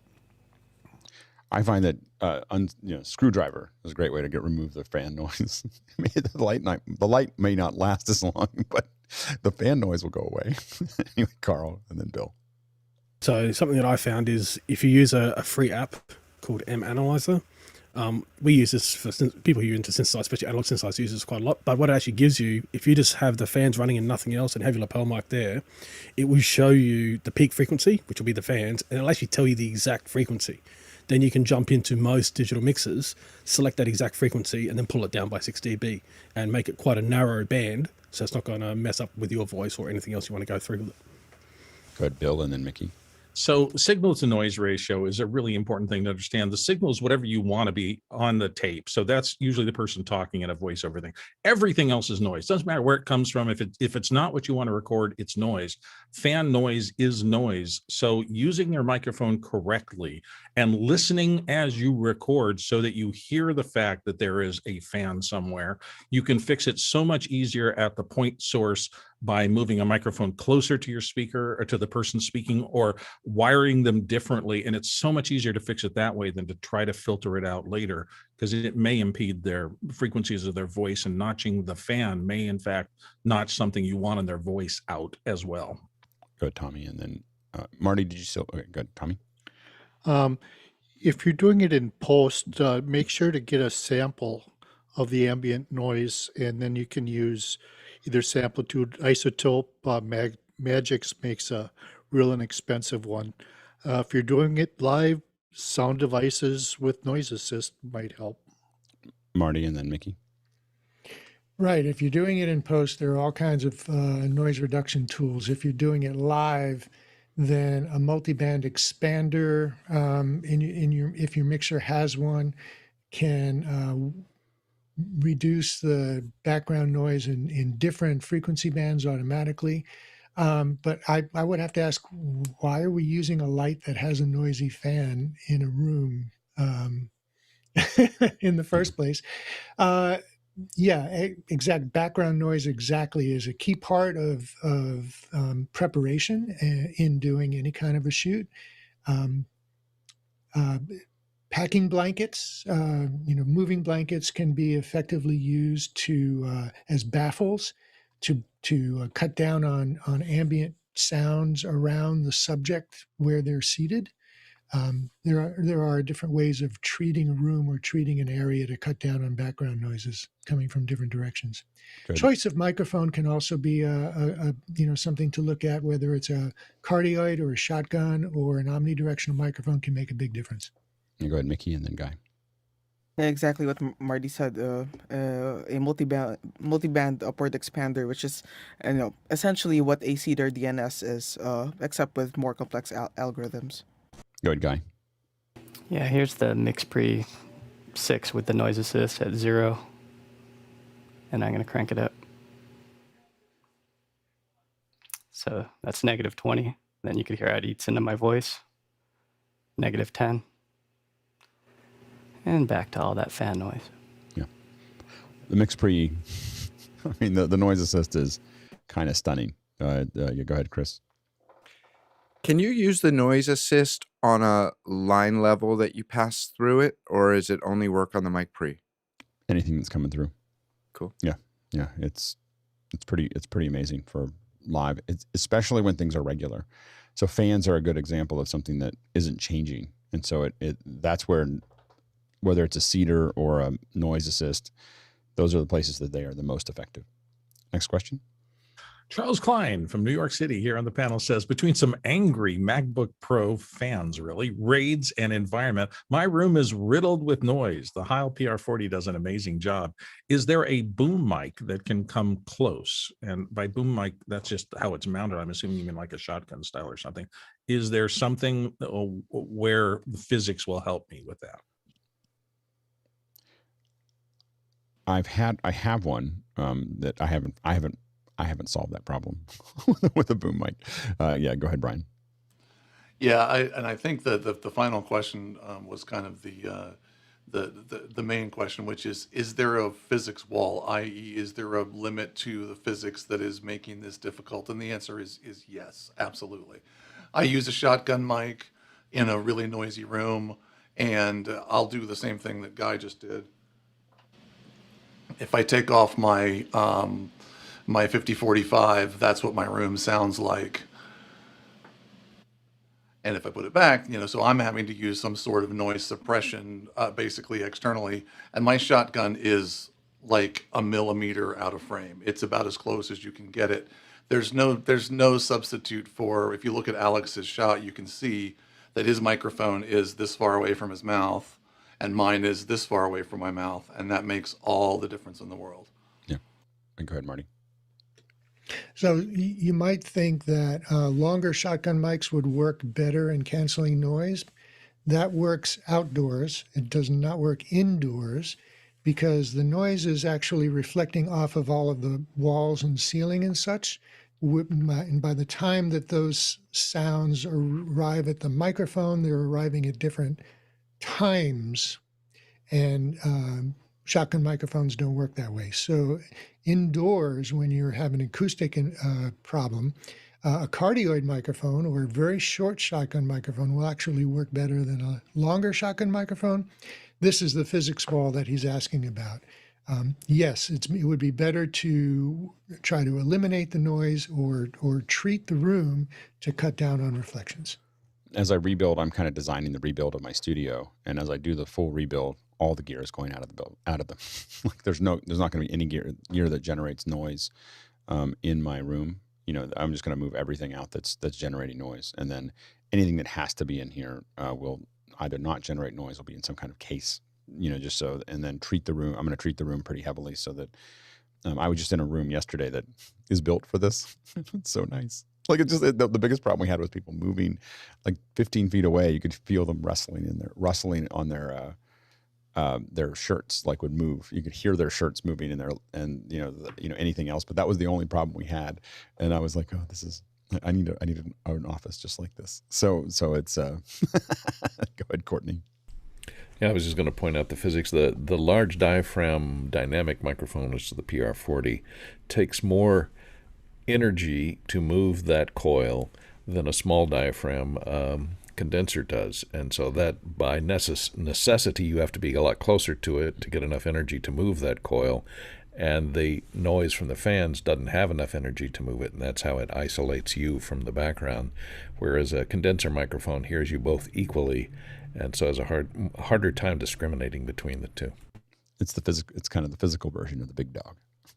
Go ahead, Greg, and then Hosmer. Nope, Hosmer. I was quite keen on the Heil as well. Almost ordered it, but since I've been using the 416 with noise assist and Mickey hasn't complained at all, I decided to cancel that order. Now go ahead, Charles. How far is your mic, Hasmuk?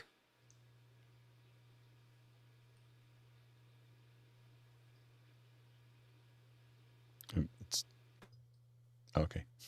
There you go. There we go. Next question. Tommy Shantz of St. Paul, Minnesota says, what is gain structure and why is it so important? I'm just waiting.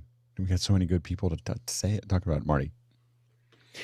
So gain structure is how you set up your signal chain. So audio going through a mixer is actually a chain. The chain is only as strong as its weakest link. And if we look at a gain structure in a mixer, and this is what I have here on mine, you'll see that it comes through the preamp, and then it goes through a noise gate, and then goes through an equalizer and a compressor. And each of these dynamics processes is dependent on the signal level going through it. If the signal level isn't what the process expects, it's not going to work properly. And aside from that, I may be sending this microphone signal to several output buses. And if I have to change the gain of my preamp, that's going to change the gain throughout the rest of the signal chain and could cause unintended effects. So you want to make sure that the gain is correct or as early as possible in the chain, and make sure that for each link through the chain that it goes through, that it's maintained at a proper level. This optimizes your signal to noise ratio. It keeps you away from distortion and sets up the output as well. I mean, I think you can simplify it to some degree and say, the thing you're worried about on the two ends is on the high end, you're worried about distortion. On the low end, you're worried about bringing up noise when you get it back to where it needs to go. So you're reaching down and pulling noise out of the floor and putting it into the signal when it goes through some stage that drops it down. So keeping it at the maximum signal to noise ratio without distortion is, I think, a lot of times what a lot of us think about. Go ahead, Carl, and then Mickey, and then Greg. Yeah, so the signal to noise ratio is exactly right. So when you're going into, let's say, this flow here, it's pretty straightforward. It's just into a preamp, then into an EQ, and into a compressor. But the thing they've actually got highlighted here is at the first knob is red and the last knob is red. This is done on purpose because what they're actually trying to say is, with the first knob, you want to get your gain up to maybe unity gain for your microphone. So with this particular microphone here, the Heil, you may want to go about 60 dB, and then you'll go through the level. So that's a blue knob at the bottom of the first one. This level is what you're going to feed into the rest of the components, so into the EQ and into the compressor. So this level, you don't want it to be distorted because you want to go at as much as you can into not having the noise floor show up. So you want to go, again, through unity gain. Through the EQ, you're going to be adjusting bands, so that's another thing. Then you're going to go to the compressor. This is important because the compressor, you're going to be taking out audio, and you need to re-level up, and that's what that last red one there is in the compressor one on the far right down the bottom. And then you'll go out to your AD converter for this particular example here, because this is all analog, and that's the world I live in, is analog. Go ahead, Mickey, and then Greg.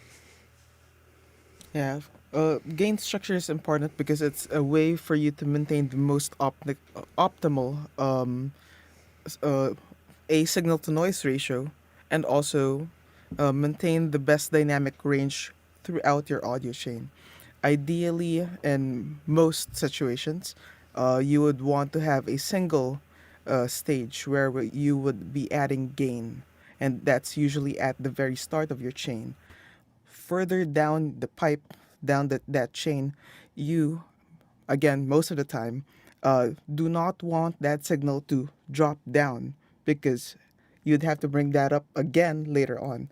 So gain staging makes sure those different links between those pieces of equipment are lined up so there's no variation of things going up and down and ruining your dynamic range and signal to noise ratio.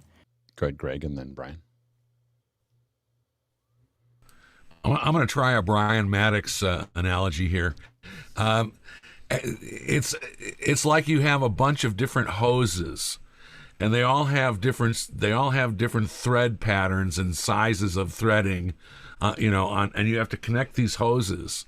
So you have to use a bunch of different adapters to get the output of one hose to the input of the next hose to match.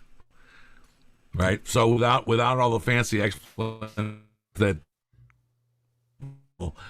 explanations that have heretofore been expressed, it's a matching game. Right. Yeah. Go ahead, Brian. Yeah. The one thing that everything everybody said was correct, and I agree with all of it. The one thing that is easily forgotten is that when we're dealing with audio signal levels, we're not dealing with a difference between like minus 50 to 0 in any kind of a linear fashion. Our brains tend to think that minus 50 is 50 away from 0, but the entire scale is skewed logarithmically. So the output of, say, an SM58 microphone is thousands of times smaller in voltage than the output of a line level signal.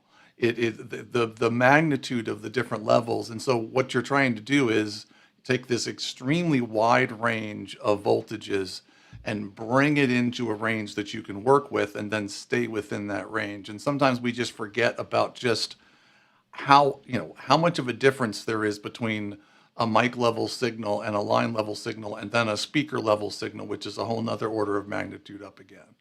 Yeah, that's great. I once had it described to me as it's like a hot iron and a mud. And what you're trying to do is keep your signal between the two. If you drop it into the mud and you pull it back out, it's dirty and it's got all this stuff. And if it gets to the top, it distorts. But it was like the idea. And I've thought about that ever since. That was probably told to me 30 years ago. And my uncle, when I was working at a church, doing a thing, he goes, the noise, you're basically trying to keep the signal between the mud and the hot iron, and you just got to keep that signal safe all the way through the whole thing. So that was how I always thought of it. That's Next question. Clinton Corners, New York, and it's Scott Mueller. And Scott says, how are you getting mix minus audio back from a webinar to a presenter Zoom meeting through a second ATEM? Does it come in through the HDMI? Yeah, go ahead, Jason. Well, on an SDI switcher, you automatically get it back, and you could just enable mix minus. So that's the way I found do that it. the ATEM one a little funky. Like we do it with mixers, so we're we're not using. I think we're using the 806 for that, but we use it with a variety of mixers. I think the ATEM one I've found it to do things that I didn't expect, or I reroute something and suddenly I'm in trouble. So I found it to be a little bit more difficult. Go ahead, Mickey. Yeah. If I'm understanding correctly, that your setup is that you have a totally separate presenter meeting feeding into a totally separate webinar where the audience is. You can just take the audio out of the webinar instance via any interface that you'd want to use, be it the Dante, be it an actual analog interface, or via HDMI, and feed that directly into the presenter meeting because Zoom is doing the mix minus for you. Right. Yeah. Zoom will do it in a normal environment. It's when you start pulling things out that you have to start thinking about the mix minus. Next question. Comes to us from James Babbitt in San Diego. And James says, is there more compression in the audio chain for office hours today? He's hearing something different, I guess. Yeah, go ahead, Mickey. Yeah, if you're talking about the audio chain like directly out of Zoom, I'm not hearing anything different. Yeah, go ahead, Chris. I was going to say it might be that you have all the audio nerds on today and they care, so they have their stuff set up well. It's a more audio heavy environment than normal. Yeah, go ahead, Brian.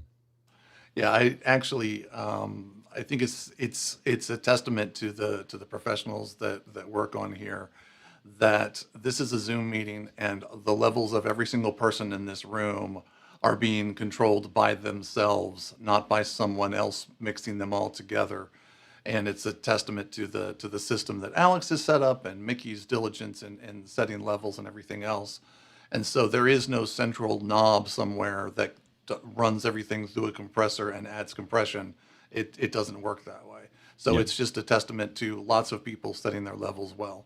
And I think that credit is due to Tucker for the suggesting the mic check. I just want to make sure it wasn't me. I wish it was my idea. And I think that that's what's great about this. Our community is that, we're all learning from each other, and someone has a good idea and we start doing, the way that this is kind of organically built up to, I think, a very pleasurable show to listen to. And I mean, I like listening to it when I'm even before the mic checks, because we're so used to where our systems are and because they're there. I'll be, once I hand it off and I'm wandering around making breakfast and getting other things ready to go. I love listening to the show. Like, I love listening to all of you talk about this stuff, and I find that the audio quality in general is very high just because we do it all the time. And then that last little bit where we tighten it up, I think, is the reason that we can do something that's listenable for 2 hours, is because it's not going all over the place. And I think also for us, it's very hard to listen to somebody that comes in loud or comes in soft or anything else, because we're so used to it being just the way it should be. Anyway, next question. Chris Walker in Lafayette, Indiana is up next with, I'm fond of the Rode Video mic NTG since I can easily use it on an iPad laptop and on camera. Does anyone have a recommendation for a lower profile shock mount that would work with it? Go ahead, Stuart. Yep, and this one will work with any circular microphone. I'm just going to bring up that's the small rig one that I use on my Scion, and you can see it's got the clamp, but between the clamp and the mount is the little rubber shock mount. So it's absolutely tiny to look at, but there's also a version that's got the mount for screwing onto the hot shoe. So that might do the job of matching the same sort of mounting options as the Rode NTG standard mount has got. That's great. Next question. Brandon Kalinowski of San Diego says, when wiring the Rode Wireless Go 2 into a MixPre 6.2, what gain setting is best? Does it make sense to set the Rode receiver to negative 24 dB and bump up the gain in the MixPre? Yeah, go ahead, Mickey. Yeah, it would be best to not bring down the level, which minus 24 dB at the receiver end. It means it's bringing it down 24 dB. It would be best to not bring it down, because you're going to have to add gain later down the chain. So just keep it at 0 and adjust the gain and the MixPre accordingly. There you go. Next question. Jack B in Phoenix, Arizona says, favorite studio monitor headphones?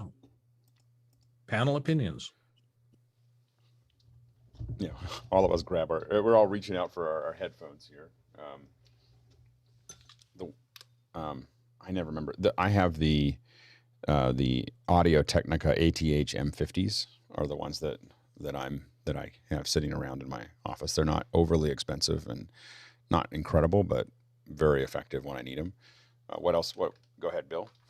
Sony 7506s. That's not that they're accurate. I do not buy them for accuracy. I buy them because they have a presence peak where human voices come in. I mostly am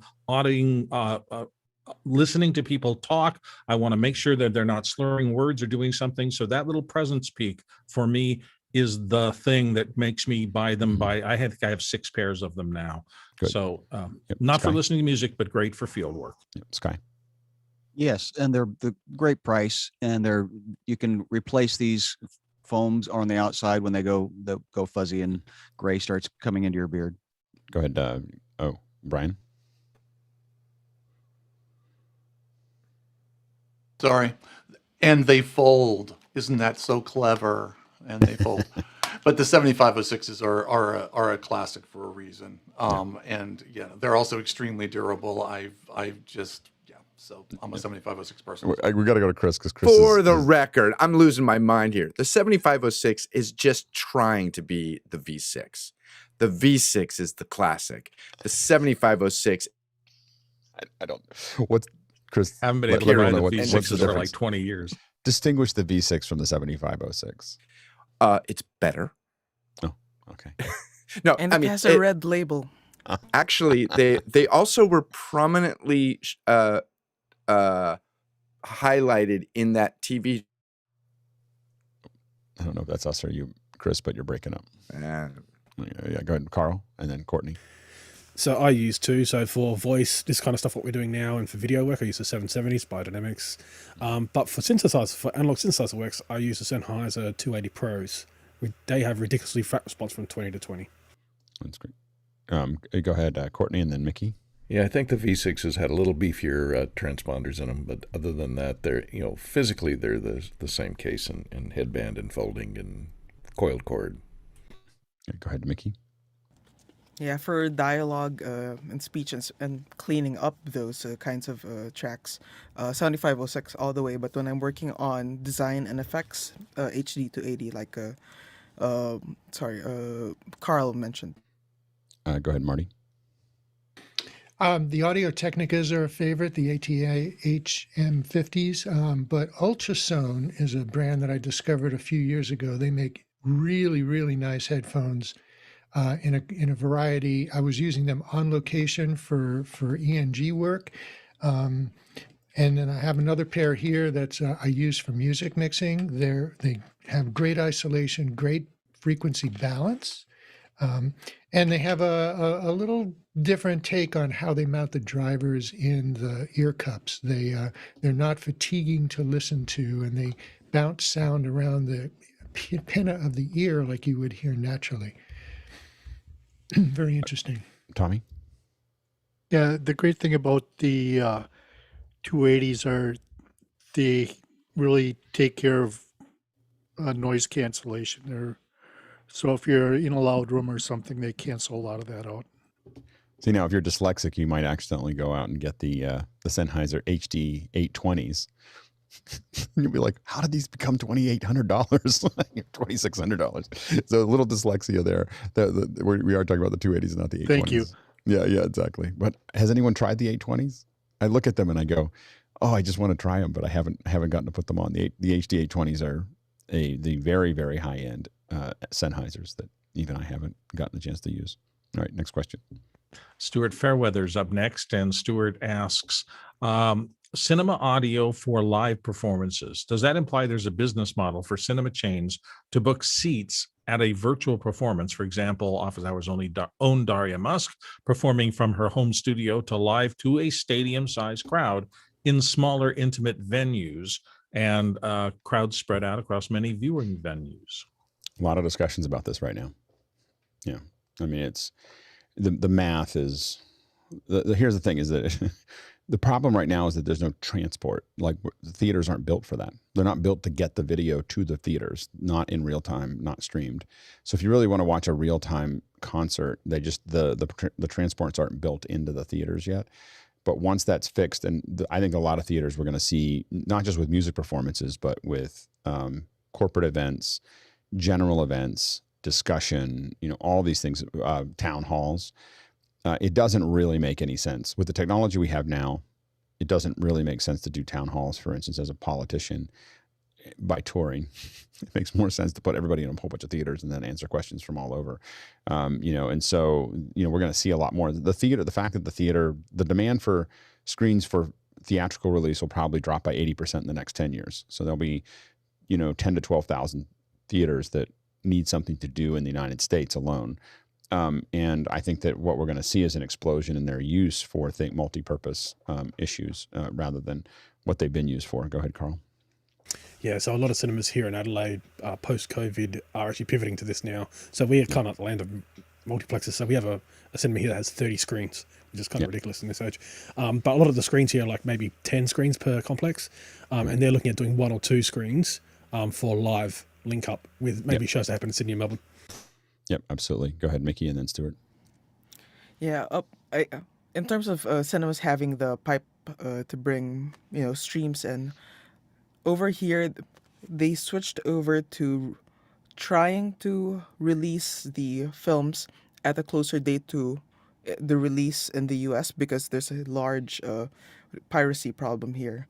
And what the studios do is they directly drop in FTP and the DCP packages into the DCP server, as opposed to people hand delivering drives and uploading them to the server. So some cinemas do have the pipes in.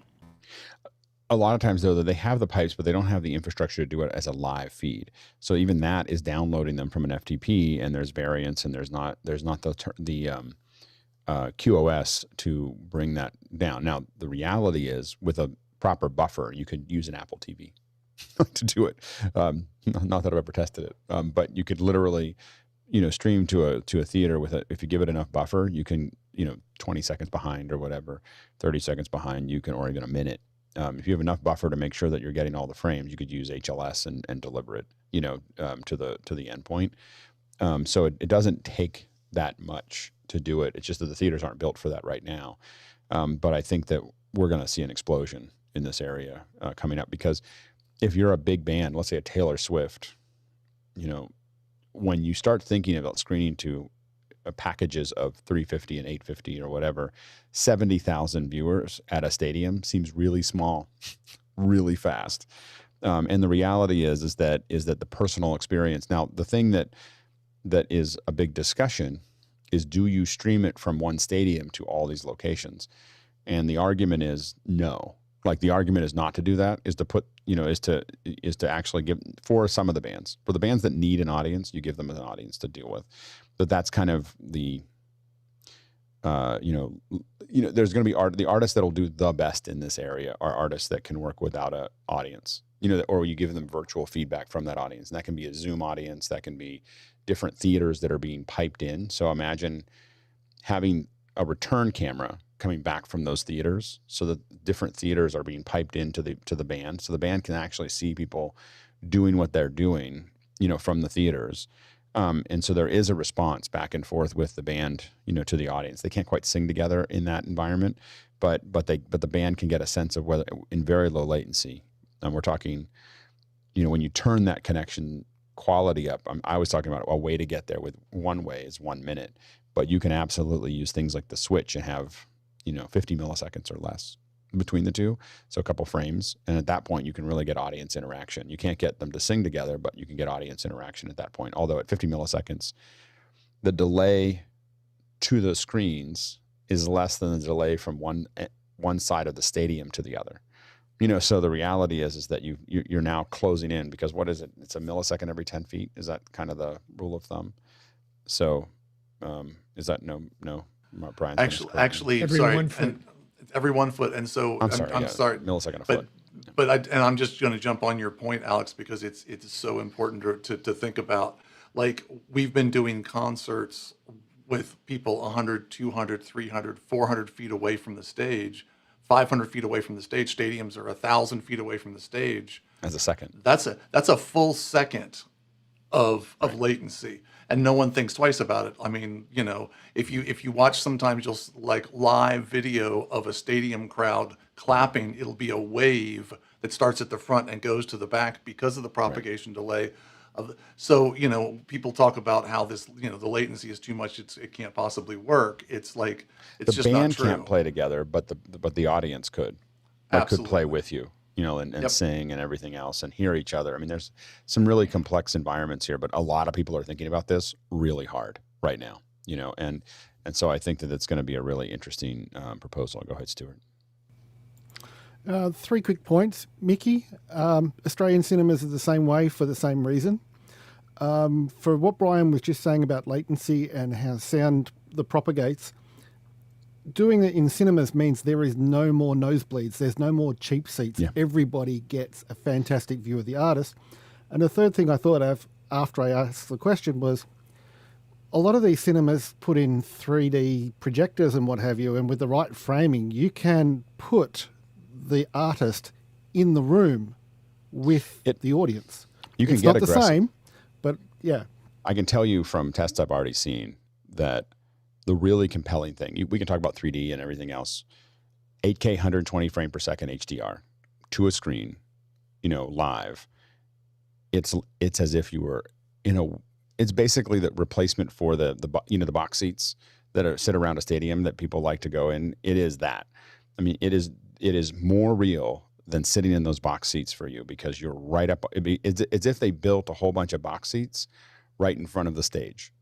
So you're in and you had 300 of your friends there or whatever. What we really see people fall down on is doing tests with 2398. Because you get people from LA and they're like, we want it to be cinematic. And I'm like, that's not what you want in a concert. What you want is realism. You want to feel like you're there. So it's a different problem. The 2398 thing is a cinematic thing, and we want to suspend disbelief. So 2398 tells your brain, this isn't real, just watch it. Just enjoy the story.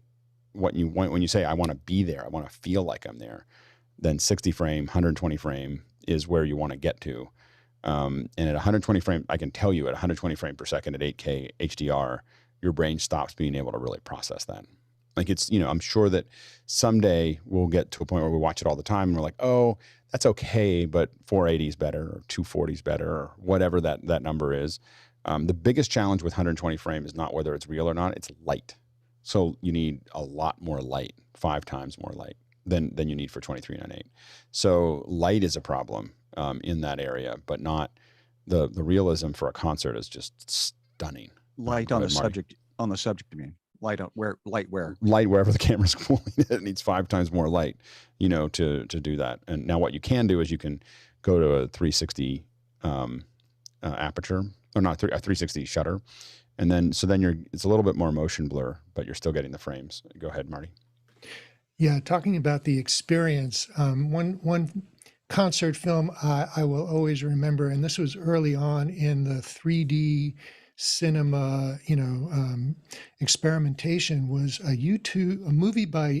concert movie by U2. And I saw this at the Smithsonian IMAX Theater. Now, these screens are like 11 stories high. And what they did that was really interesting, of course, there was a 3D shot of the stage, and they were moving around the stage and doing close-ups of each of the musicians. But what they did was they took close-ups of the individual musicians and put them in different zones on the screen.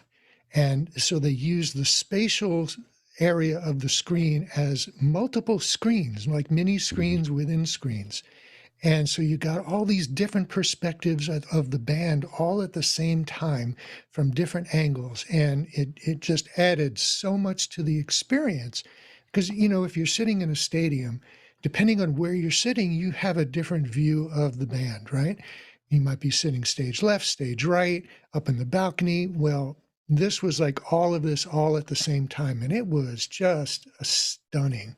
And then the sound system in the Smithsonian theaters, they're like, 24 channel surround sound. It was just amazing. Yeah. I mean, it's really cool. What's funny for me is when at lower frame rates, I like people to cut.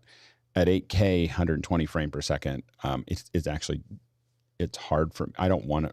I'd rather just watch the show with one camera, to be honest with you, because my brain no longer can handle it. I literally get uncomfortable because my stomach keeps on going, wow, I just changed the whole scene. And the big thing is I found it was really important with an 8K image to pull back so that I can see the frame of the screen, because that centered my inner ear. Because these are a whole new set of problems. If you fill your aperture with an 8K frame, your entire physical aperture where you don't see it, and the camera starts to move, your inner ear and your eyes start to disassociate. And so the high frame rate becomes an entirely different. It's literally a different world of production. Go ahead, Chris, and then Jason. I don't know if my system's going to work well. I'm downloading some big files, but to that YouTube video. Yeah, I have a bad connection. I'm going to stop talking. Yeah, go ahead, Jason. You remember that Canon 8K with the train that was panoramic at NAB a couple years ago? that was just spectacular. It was the first time I felt like I was moving. And oh, wow. But it's more impressive. The 8K 120 frame HDR is more impressive than 3D. And I've done a lot of 3D work, like tons of years of 3D work. And because it just doesn't require nearly the same level of technology. You don't need the glasses and the polarization and the light and all the other things you just get. Now, I think that to Stuart's point, if you added 3D to that, then you just feel like you're there. I don't remember it being 3D. Maybe we're thinking of something different. Yeah, I don't know. I mean, it's for me just the frame rate and the takes you a long way there. But if you added 3D on top of that, that would be pretty slick. Next question. Roman Kuryuk is up next again from Kyiv, Ukraine, with what is your preferred set of VST plugins for live? Please note the order of plugins. Go ahead, Carl. So Waves, which are we using their meters here right now, have a card for any of the X32 family, and it uses the SoundGrid. So all the Waves plugin, which Mickey would know quite a lot of them, can be used through their SoundGrid server software, and you can put them straight into an X32 or through a Midas M32C, so even the cheaper one. Very cool. That's very interesting. Anyone else? Any other VST plugins that are favorites? All right. Next, go ahead, Mickey. Yeah, not for live. VST isn't really designed for processing live, so I would recommend against it. Next question. Jonathan Swan of Upper Melbourne, Maryland says, is anyone using the 64-bit version of Zoom client? And if so, any notable differences? Yeah, go ahead, Carl. Well, the Mac version 64-bit. There you go. It has to be because you can't. That's right. 32-bit is deprecated. We can't use it anymore. Next question. Roman's back again from Kyiv with what about walkie-talkies or professional radios you use for production? Which models and radios and headsets do you prefer? Go ahead, Mickey. I think it's still the standard in film sets, the Motorola CP200D, and go for the D version in case you have to work on productions that require encryption in the communications chain.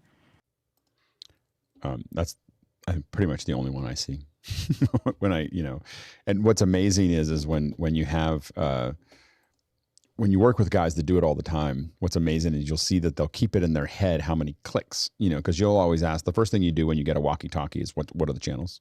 And they'll say, okay, channel 1 is this, channel 2 is this. And someone who's good at it you'll just say it once to them. I have to write it down. I don't do it often enough. My brain can't hold, I don't have any shelves to put that on when someone tells me what it is. And so I write them down and to make sure I know them. And they'll go, production is this and audio is this and blah, blah, blah, blah, blah.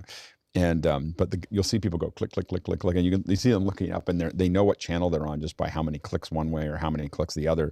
Their brain, manages that process. But yeah, the Motorola's are pretty much all I ever see on a set when they hand them to you. They're just rock solid, great performance. You can drop them, which is useful too. Yeah, go ahead, Mickey. Yeah, I'm also a big fan of the. It's called the Combiner, COMMBINER, that allows you to hook up a walkie into any 1/4 inch or 1/8 inch system, or make your own cables. Yeah, I mean, I do like. I really like to have an earpiece and I like to run the mic over my shoulder and clip it on, and then but I like to have an earpiece for it so it's not constantly making noise. Anyway, I think that we've got to the end of our questions. Does anyone else want to talk about? We got a couple minutes left. Any other favorite things as part of their kit? Go ahead, Sky. Really enjoying this new microphone, this MV7. It's the price point that what I guess the thing that Mickey said, oh, if I could, I'd buy one. I'm thinking, oh, well, I got to have it because I needed something. That Snowball of 12 years ago that had been found in the garage was not a good resource. You learn things. I stopped liking the Snowball about 2 days after I bought it.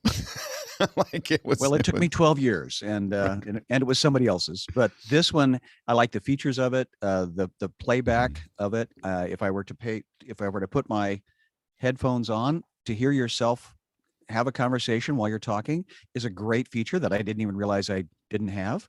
The form factor, it feels like the right size and weight. We were discussing this, the feature that you could physically manually do the dialing here on the mic. Mickey said, "Nah, don't do that." So I'm learning stuff, and also that what do you call the end? It's the end cap versus they're not what end address versus side address. Address. So I'm learning things, and I got Madeline's voice captured last night, and Mickey has less popping because we're also going through Premiere, not and how to not do things is recording into QuickTime directly. Learning stuff. Go ahead, Bill. I'd like to talk about the Great American Gaffer's Tape crisis. I ordered some off the web. This is not a roll of gaffer's tape. This is 1/3 of a roll of gaffer's tape. And they're charging the same amount for it that they charged for a real roll of gaffer's tape. We have to band together as an industry and fight this. This is insane. I will say I just got to save money. Same thing. I got less than I expected.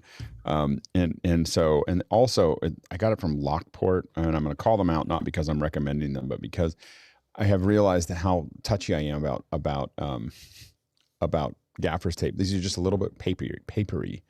I'm sure they're cheaper to make, but it's just not quite the same flexibility in gum, and it's so minor. And I'm trying to use it up as fast as I can. Like I'm over gaffing everything because it is like I put it on and I just go, oh, this is such cheap gaff tape. You know? I bought 3 rolls in white, black, and gray, and it was like $70 for. Yeah, exactly. Terrible. I'm glad I didn't buy that as many as you did, because I'm going back to what I was getting before. Go ahead, Courtney. I bought some of the Gorilla tape for the first time the other day, and it's not gaffer's tape. Don't confuse it with the gaffer's tape. But it does have a good vinyl coating on it, which makes it more waterproof, and it has a very strong adhesive on it.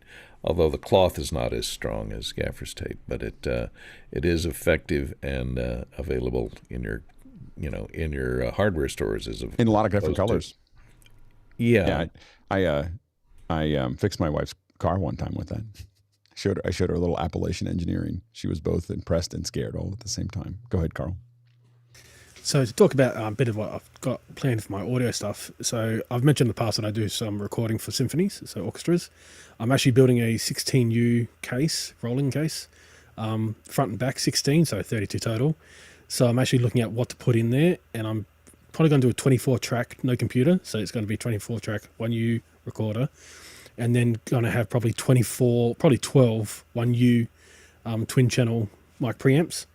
So each preamp, and then they will go out. I've got the microphones already, so that's already done. I've actually got all the channels ready. I just don't have the high quality preamps.